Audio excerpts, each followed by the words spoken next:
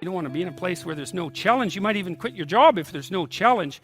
Say, well, that's a good job. It gives you security. And you think, God, I can't stand this. It's eating away at my soul. It's all security and no challenge. So why do you want to challenge?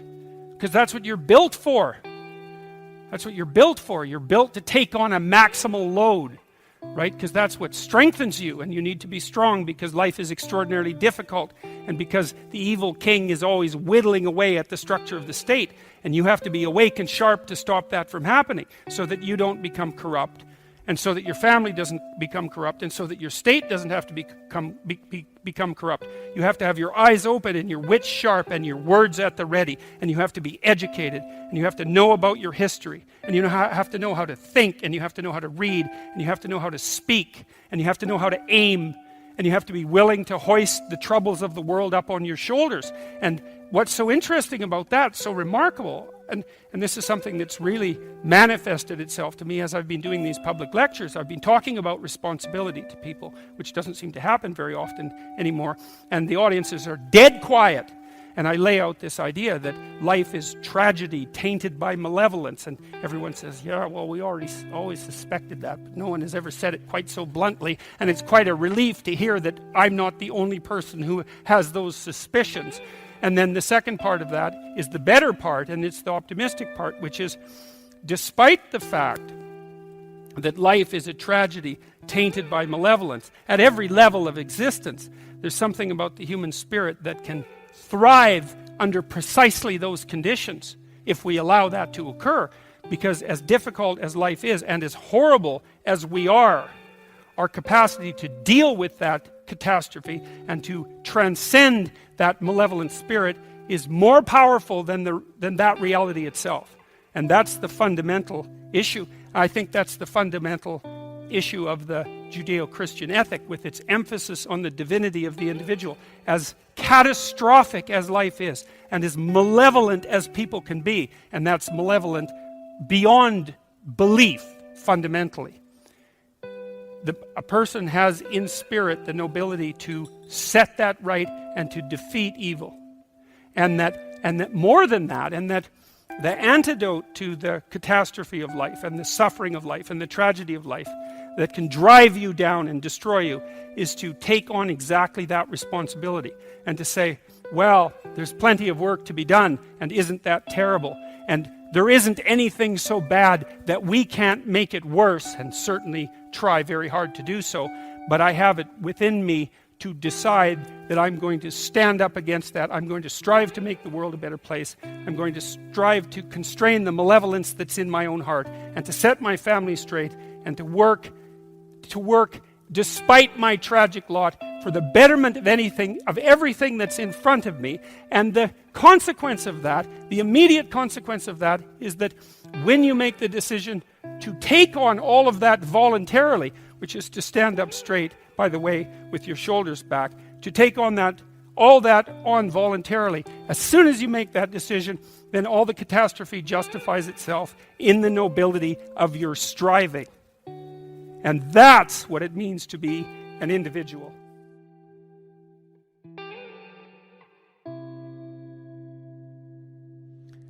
I don't want to calculate high-resolution utopia for myself only to have it squandered by fortune. How do I ensure the meaning I experience is self-determined? Well, you can't, because there's an arbitrary element to existence, so it is going to be squandered to some degree by fortune. But that's not the point. What are you going to do? Just sit back on your laurels and wait for things to roll over you? So what you do, look, the hero myth basically says, go out there, confront the dragon, get the gold, share it with the community, and live properly. Or it says, the alternative is, face the tyrant, enter the desert as a consequence because everything falls apart, recast structure, find the promised land. Those are the two elements to the hero myth. And that's divine. It's the closest thing to divine that we know. You might say, well, what happens if you follow the divine path? And the answer might be, well, everything turns out perfectly because God is on your side. It's like, no. That isn't what happens, because things don't turn out perfectly. It's your best bet. It's your best strategy, right? That's the thing. And, dragons wouldn't be dragons if they couldn't eat you. And so But that's okay. That's okay. And this is something I found so useful about the biblical stories, especially about the Abrahamic stories, which I didn't know that well till I lectured about them last year. You know, God calls people to the adventure of their lives. And so you could say in part, God is that force within you which calls you to the adventure of your life. And it says, get away from your family, get away from your blind and unconscious comfort, and get the hell out there in the world. Well, God calls Abraham out from his fathers where he stayed far too long, and from his kin where it's secure. And like the first thing he encounters is a famine, and then he encounters a tyranny inhabited by people who want to steal his wife. It's like you think, well, Abraham should have just stayed in bed and ignored God, obviously. Well, that isn't how it is. It's like we're built for struggle, us human beings. You're not after the bubbles of bliss that Dostoevsky described in Notes from Underground. We're built to contend with the world. We're built to contend with reality. You want a challenge. And the best way that you can take on a challenge, because a challenge fortifies you. So you don't want to be secure, you want to be strong. And you get strong by taking on optimal challenges. And so you lay out your destiny in the world, and you take the slings and arrows of fate, and you make yourself stronger while you're doing so. And you might fail, and fortune might do you in, but it's your best bet.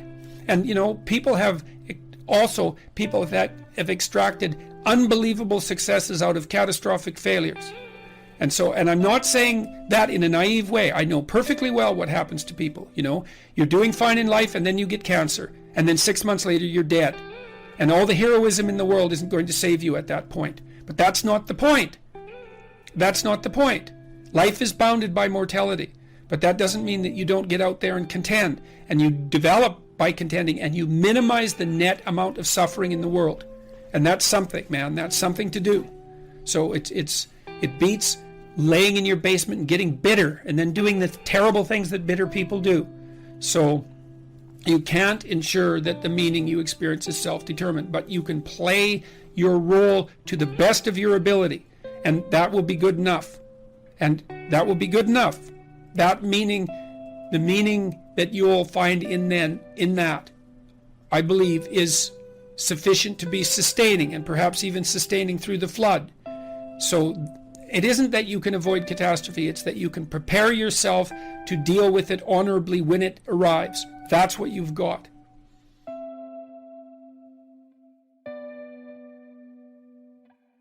Now, the baboon here, who's supposed to be basically just a fool when the story was first written, he turned into what's essentially a shaman across time.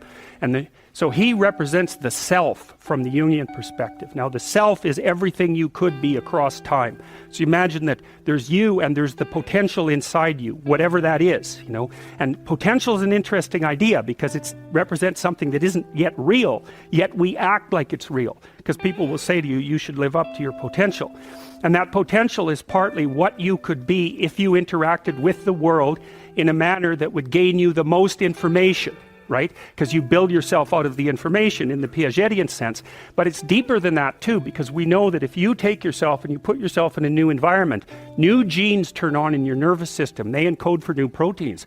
And so you're full of biological potential that won't be realized unless you move yourself around in the world into different challenging circumstances, and that'll turn on different circuits. So it's not merely that you're incorporating information from the outside world in the constructivist sense. It's that by exposing yourself to different environments, you put different physiological demands on yourself all the way down to the genetic level, and that manifests new elements of you. And so one of the things that happens to people, and this is a very common cultural notion, is that you should go on a pilgrimage at some point to somewhere central, and that would be, say, like the rock in the Pride Rock in The Lion King, because you take yourself out of your dopey little village, and that's just the little bounded you that everyone knows and that isn't very expanded, and then you go somewhere dark and dangerous to the central place, and while you do that, you have adventures, and they toughen you and pull more out of you, like partly because you're becoming informed, which means information. It means you're becoming more organized at every level of analysis, but there's also more of you too. And so that's a very classic idea. And then in cathedrals in Europe, especially at Chartres, there's a big maze on the floor, a circular maze, which is a symbolic representation of the pilgrimage for people who couldn't do it. And so it's a huge circle divided into quadrants, which is a Jungian mandala. And you enter the maze at one point, and then you have to walk through the entire maze, north, east, west, and south, before you get to the center. And the center is symbolized by a flower that's carved in stone. It looks like this. It's big, this maze, eh? It's large, so that you can walk it. And that's a symbolic pilgrimage. It takes you to the center. That's the center of the cross, because it's in a cathedral, and that's the point of acceptance of voluntary suffering. That's what that means. And so you walk through, Jung called that a circumambulation. You go to all the quarters of the world to find yourself. And so, well, the self is the baboon in this particular, I think he's a mandrill actually, in this particular representation. And he lives in the tree. He lives in the tree of life. It's a baobab tree in this particular. So he's the spirit that inhabits the tree of life. And he's the eternal wise man. That's a way of thinking. So is the king, but he's sort of a superordinate king, or an outside king in some sense. He's the repository of ancient wisdom, and the king is the manner in which that wisdom is currently being acted out in the world. And so they're friends, and that means that the king is a good king, because if the king was a bad king, he would be alienated from himself, and that would make him shallow and one-dimensional, and that would make him a bad ruler. No union with the traditions of the past. To be a good ruler, you have to rescue your father from the underworld and integrate that. And of course, that's a main theme in this entire movie.